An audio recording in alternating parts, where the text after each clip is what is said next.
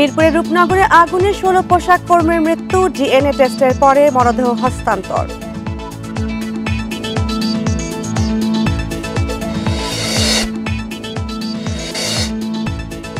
মিরপুরে আগুনে নিহতের পাশাপাশি বিএনপি জামায়াত নেতারা রাষ্ট্রীয় ক্ষতিপূরণ পুনর্বাসনের দাবি।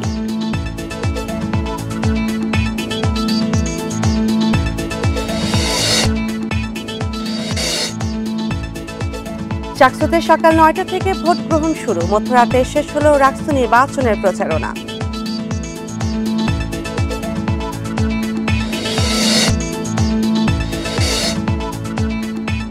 জানুয়ারিতে মেট্রো রেল স্টেশনে চালু হবে বিপণী বিতান, দেওয়া হচ্ছে 33টি দোকান বরাদ্দ।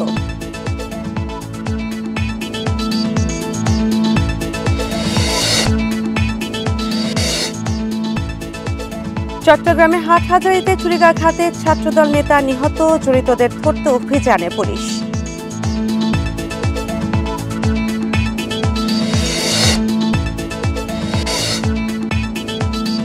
আঠারো বছর পেরিয়ে গেলেও এখনো অবরুদ্ধ গাজা, ইসরায়েলের নিয়ন্ত্রণে আকাশ, স্থল ও সমুদ্রপথ।